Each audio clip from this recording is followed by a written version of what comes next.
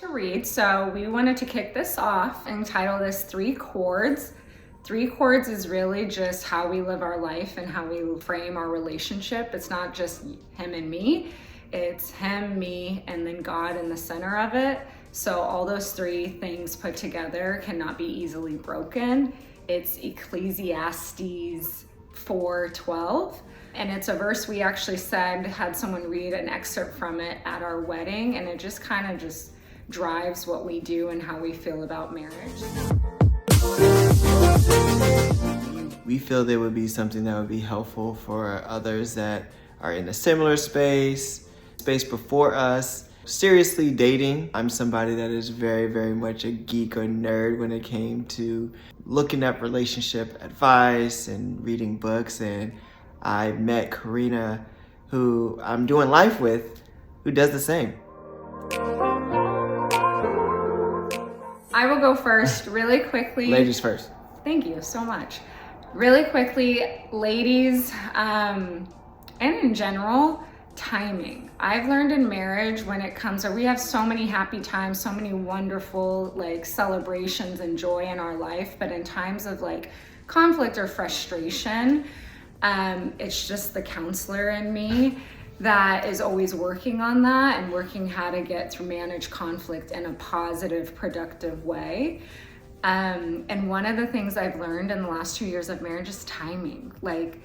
Just because I think it, or there's something I need to share or something I want to share with him, it's not always the right time. So knowing when to share those things where he's in a place that it can be received has been huge for me. It's not about me and I just got to say this thing, or he needs to hear it from me, or this needs to be addressed. It's we're at dinner. It's been a long week. This isn't the proper time to bring that up. Maybe tomorrow when we're on a walk, or maybe when we're actually having this discussion in one of our marriage meetings, that is the time to talk about whatever is on my mind. So that's number 1, is the timing of when I address things and when things are brought up.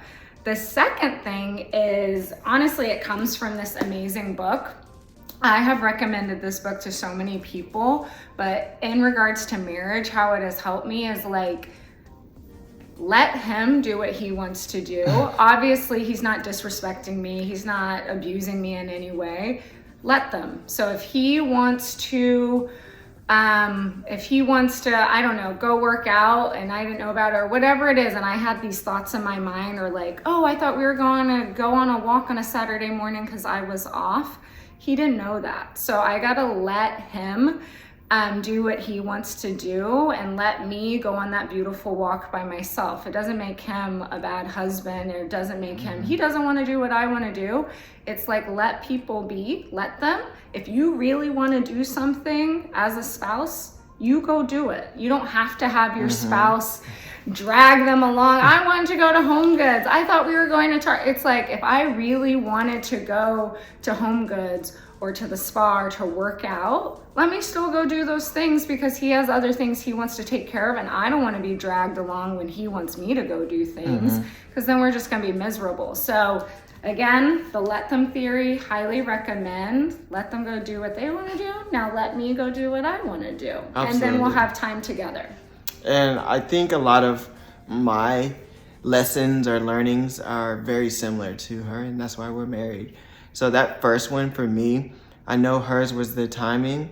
I was thinking of mine being more so the commitment and the seasonality of things. So I know that sounds like 2, but it really is 1. So when I say the commitment of, hey, even this is something I'm super excited that we're doing, but I know that it took a while for Korina to get into a place where, hey, I have the bandwidth, I have the opportunity and honestly inspiration to do this. So from a man's standpoint, there might be a wish or desire that you may have for your wife or a partner or spouse to do, and me every single day bugging her about it and saying, hey, when are we going to do that business? When are we going to start? That's not going to get her there. But voicing something like, hey, baby, this is something that I would like us to do, and praying about it and letting time manifest or letting whatever, life stage that you're in, allow for it to be a synergy where it's not friction there. So we're in a season where, you know what, this feels like a good endeavor for us to embark on. But for me, I'm very much, let's do it now. Let's go after everything. And that was the biggest thing that I had to learn. It's just like, okay, it's no longer just on my timing, but let's look at that cycle or season that we're in, but also that commitment. And that's what's going to lead to my second one. But the commitment piece of it is just like, am I going to still show up as a husband? Am I going to carry a grudge because that one thing that I wanted to do, even though she's showing up at our home, she's killing it at her job, she's, making me feel supported and like a confident man, and I have no regrets in any of my decision making. So it's just like, okay, why would I add a little more strife to the relationship by, picking up one thing that I would like to change? So that's, I would say, the seasonality piece. And then the second piece, I will say, and fellas, you may not like this, but I'm going to just be real, is the servant leadership. Is there anything that I see that I would like for our house to look better in? Like, say it's our finances, say it's our saving, that's still finances. But say if I want it to be more organized, or I want us to have a couple of things, it starts with me. Am I following up? Am I communicating to her? And there's been times where she's just like, hey, I need your help specifically praying about this. We have a Bible study every Monday, and we kind of fell off. And because I was, all right, what's tomorrow looking like? Getting a little sleepy. But if we 2-3 weeks skipped, I can't look to her just like, hey, why are we not doing this? Once again, what is my leadership looking like? So from that standpoint of just really taking accountability of where the household is going, fellas, we know we're equal partners in this. However, Korina has allowed me to be the lead decision maker in a few things. And when it comes to the growth or the direction of our family, taking that accountability, that step back, that reflection of like, you know what? Hey, things could look a little different. How am I not being a dictator and telling her, hey, this is how things are going to be? It's first, how am I showing up for her? If I want to, one thing that we'll talk about in this series, chores and roles and responsibilities. Hey, if I want to see certain things done, am I doing my role of the chores? Am I, making sure that the clothes are put up, or am I doing the dry cleaning and those type of things? I think all of those things matter, and it starts with, what am I willing to support? It's not a one-person activity. It's not a one-person relationship, but what you do does matter.